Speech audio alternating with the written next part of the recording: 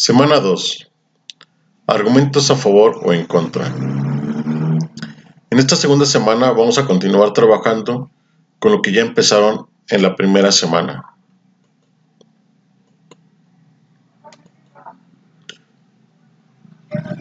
En esta semana, vamos a plantearnos para qué sirve la argumentación en nuestra vida cotidiana.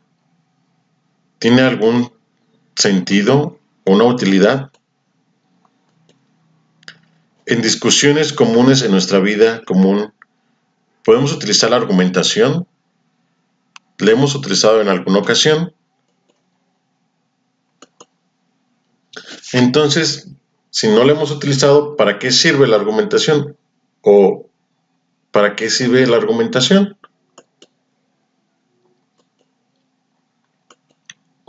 Bueno, tenemos que para defender nuestra postura a favor o en contra de un tema sin caer en contradicciones.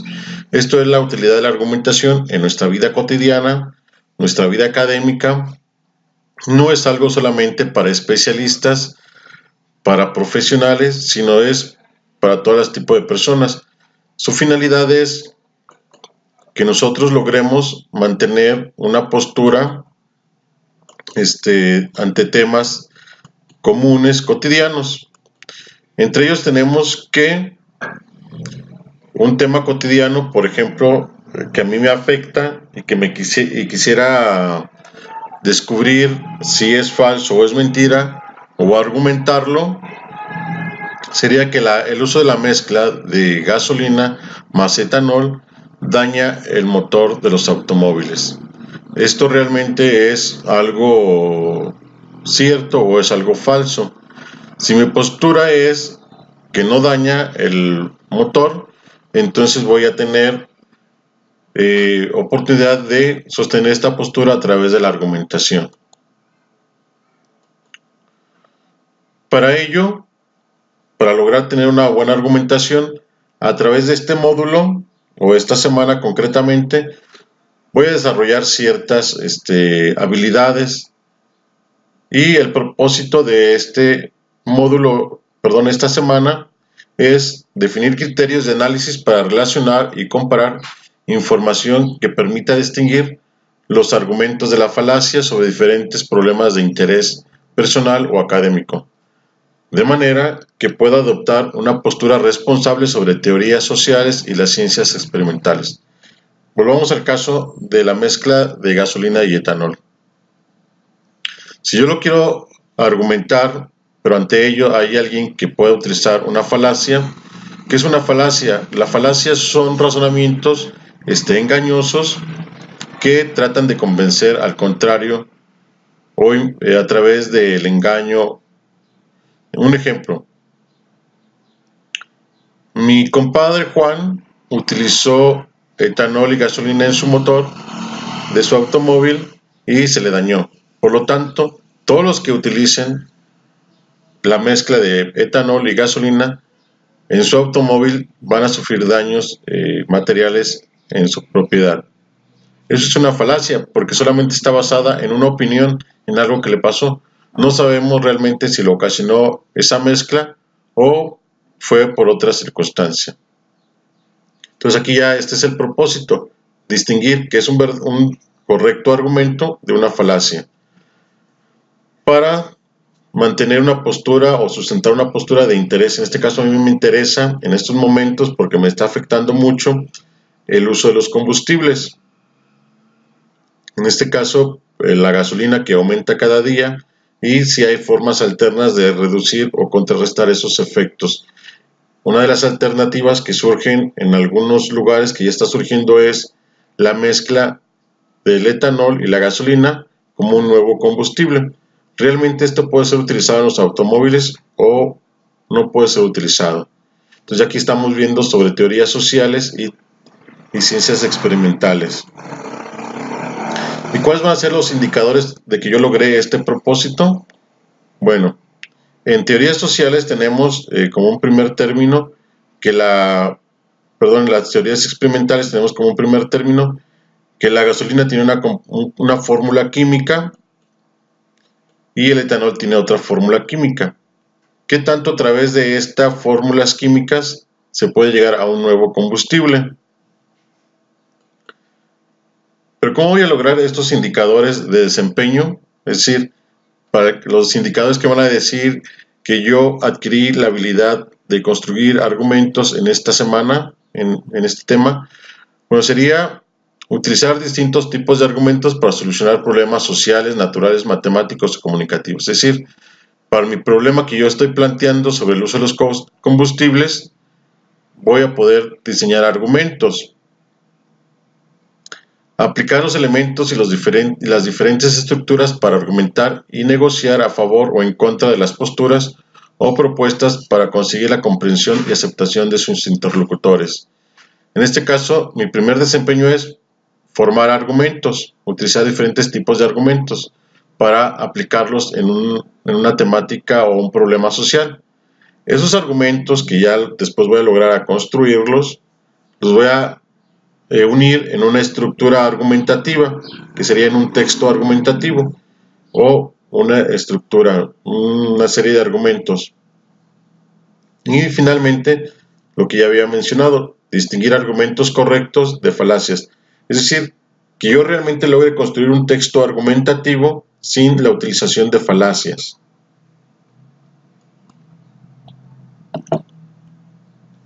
Bueno, como primer punto, vamos a definir qué es un argumento.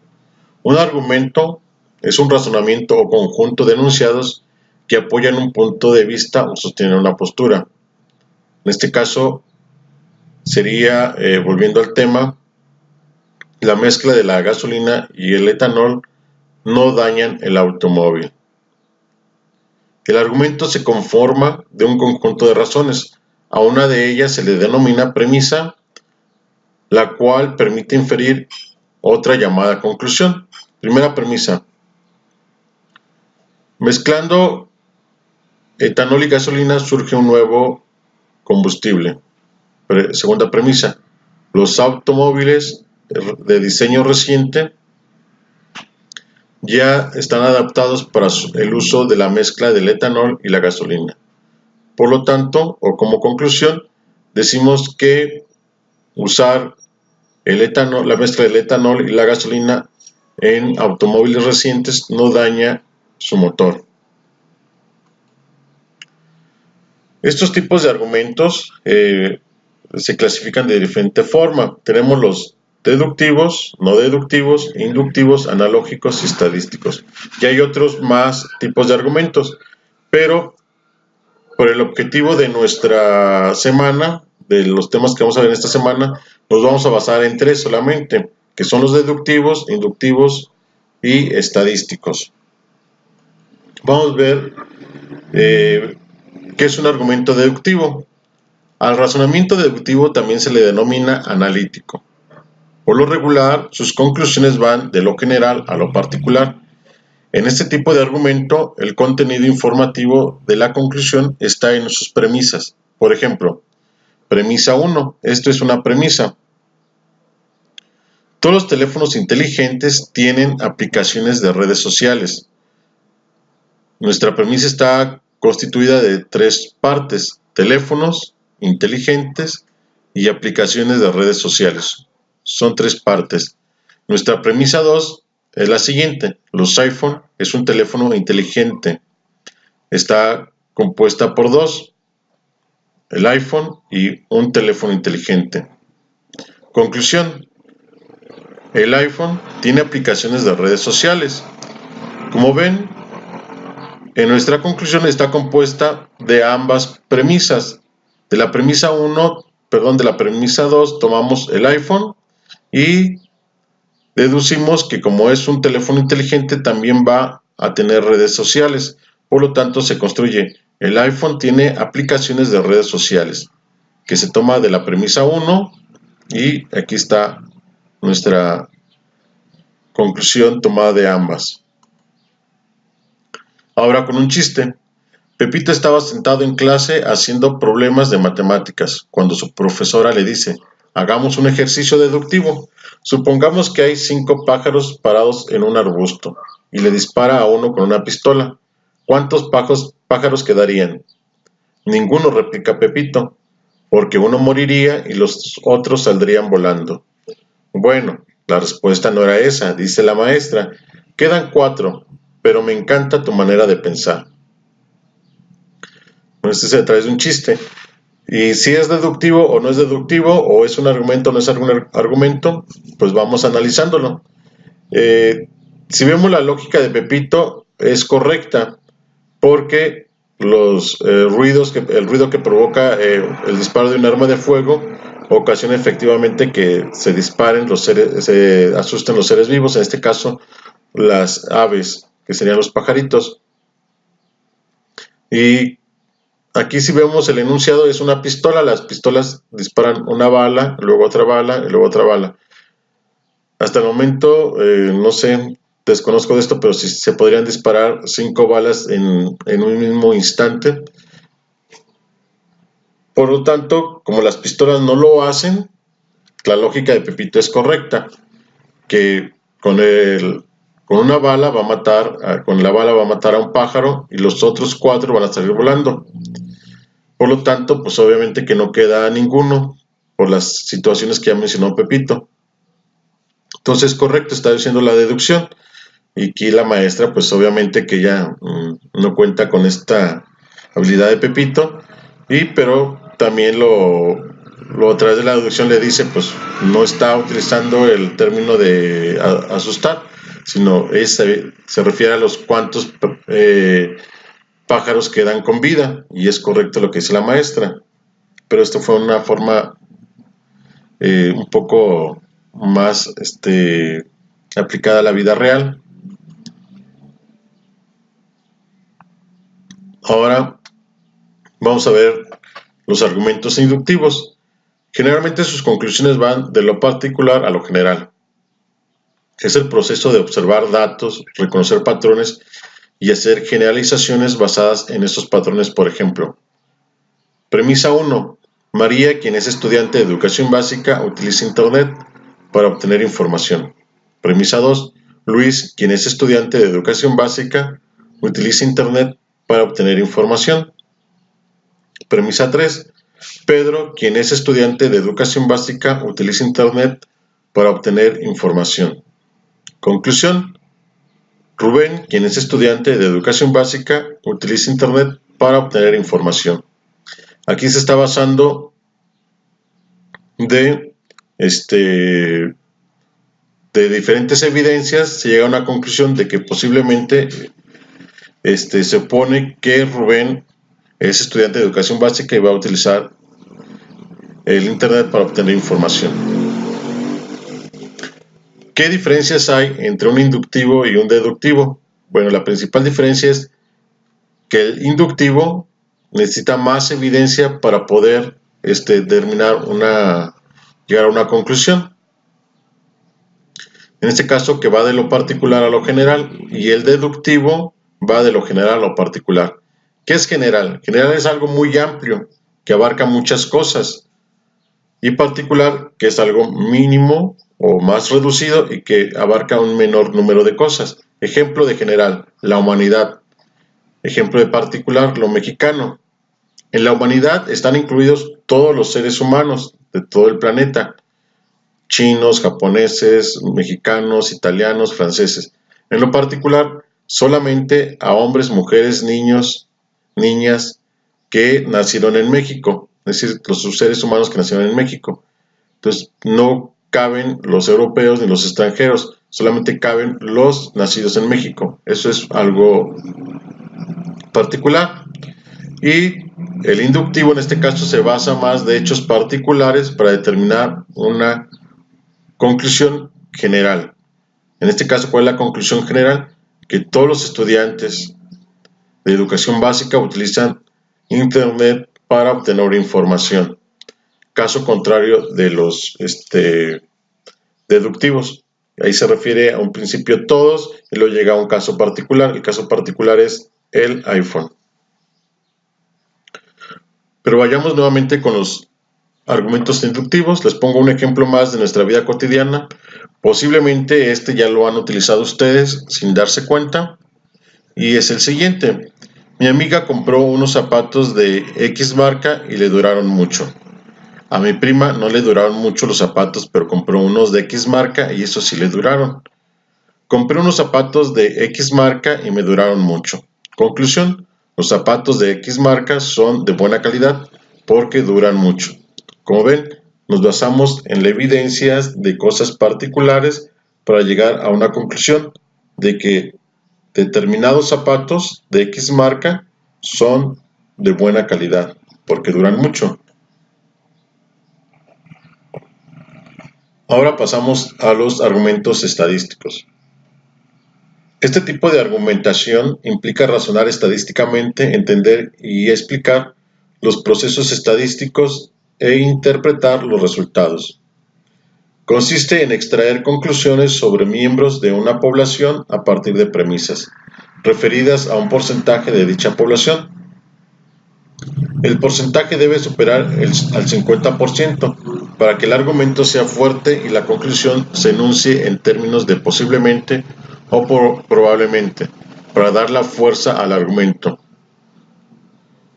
Es decir, tiene que tener un mayor número de personas, de porcentaje o de hechos para que sea un argumento sólido. Vamos a ver el ejemplo.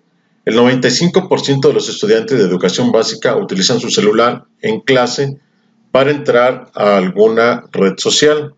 Jorge es estudiante de educación secundaria, por tanto es muy probable que Jorge use su celular en clase. ¿Por qué lo deja probablemente? Porque no incluye todas las variantes. Posiblemente Jorge no usa el celular en clase no porque no quiera, sino porque sus papás al momento en que se va a la escuela Jorge le dicen: hijo, dame tu celular y que te vaya bien, que tengas un buen día de estudio, posiblemente de eso. Y es un argumento fuerte porque se está basando en algo hecho, no está engañando. Por eso es que son estadísticos. La verdad o parte de la verdad va a surgir a través de las estadísticas. ¿Qué hubiera pasado si hubiera sido en lugar del 95% el 10%?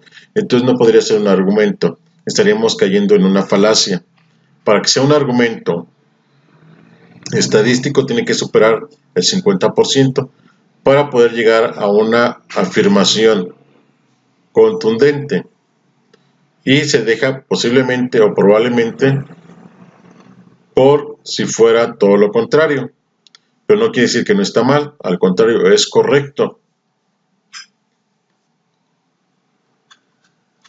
Ahora, ya que conocimos los tres tipos de argumentos, vamos a pasar a lo que es la construcción argumentativa. Si recuerdan, antes de pasar, si recuerdan, el primer indicador era poder estructurar argumentos. Voy a poner un ejemplo a ver si ya puedo estructurar un argumento con mi tema.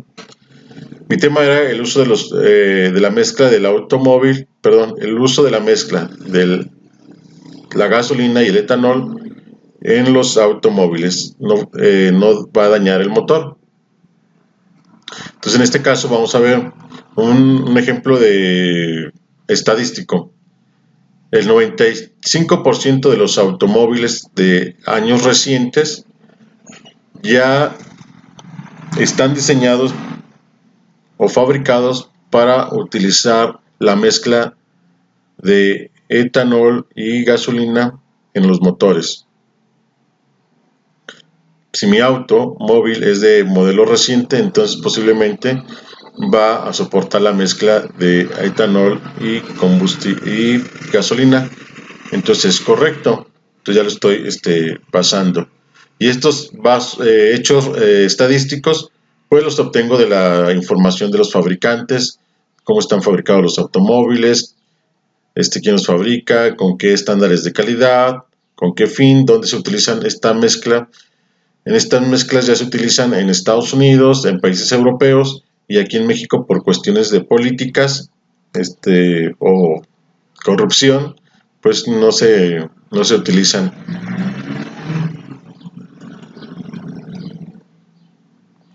Bien, Dejando la argumentación, los tipos de argumentos e integrándolos a una estructura argumentativa, tenemos que nuestra estructura argumentativa va a estar compuesta por varios argumentos. Esos argumentos reciben un nombre específico y partimos del argumento principal. ¿Qué es el argumento principal? Este va a ser la razón o razones que sirven para defender la tesis, es decir, la razón, ya sea a favor o en contra, en torno a la cual se reflexiona o argumenta. Es el momento donde se presenta el tema que se va a argumentar. En este caso, tomo el ejemplo que ya les mencionaba. Utilizar en los automóviles la mezcla de etanol y gasolina no dañan el motor.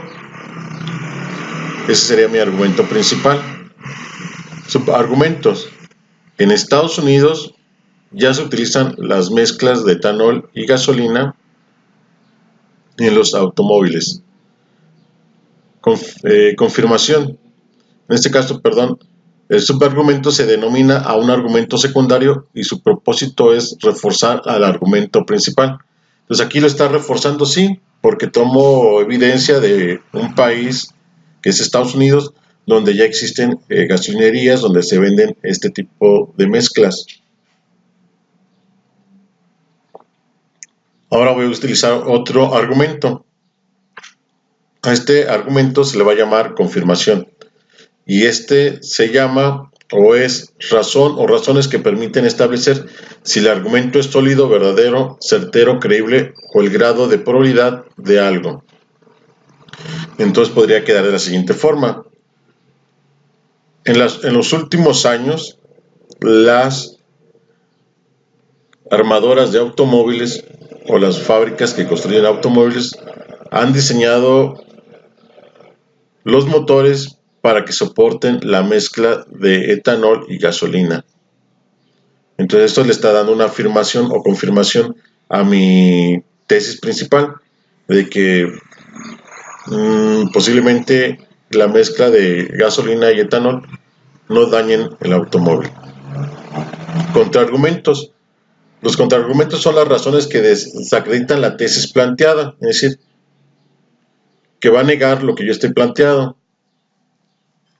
Entonces vamos a decir que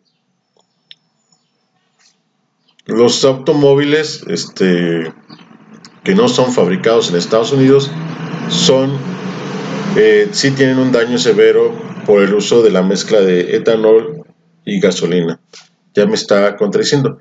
¿Por qué me está contradiciendo? Porque mi automóvil es mexicano, está aquí en México o en otro país, y solamente los estadounidenses son los que han sido fabricados con esas características.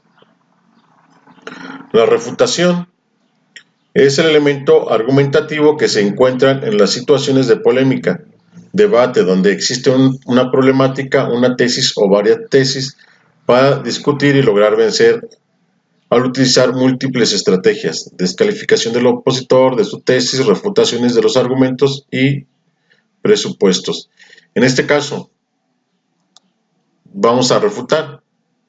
Es verdad que los automóviles que son fabricados en Estados Unidos tienen esas características, pero todas las partes de los automóviles son fabricadas con los mismos estándares de calidad. Por eso, en Estados Unidos se arman los automóviles, los motores, y se llevan a las distintas ensambladoras que tienen en diferentes partes del mundo, y por eso es que el motor, que es la parte que va a consumir el combustible, sí está diseñado para soportar esas mezclas. Entonces ese sería la refutación. La alternativa hay sucesos. Es la conclusión que se llega a una vez desarrollados los elementos anteriores. En este caso, tendríamos que, como conclusión, o un acuerdo sería que el etanol mezclado con gasolina no dañan los motores de los automóviles siempre y cuando sean de modelos recientes y pueden tener un ahorro en la economía familiar. Bien, Estos son los dos temas que van a estar utilizando en estas primeras actividades de la semana, que es en el foro de dudas y de debate, también en el foro de clase, principalmente en el foro de clase, en el foro de debate, y para ir construyendo sus textos argumentativos. Era importante que ustedes conocieran, o es importante que ustedes conocieran, cómo son los argumentos, los que predominan principalmente y los que les van a ser útiles. No me extendí a otros tipos de argumentos porque no los van a utilizar. Entonces prefiero que utilicen que conozcan los que sí van a utilizar y también cómo es una estructura argumentativa. Espero haya sido de utilidad y les pido que por favor abajo del tutorial en los comentarios me escriban, me hagan saber lo que piensan, si es de utilidad o no es de utilidad, sus sugerencias para poder ir haciendo nuevos tutoriales más enfocados a las necesidades de ustedes. Por mi parte es todo y muchas gracias.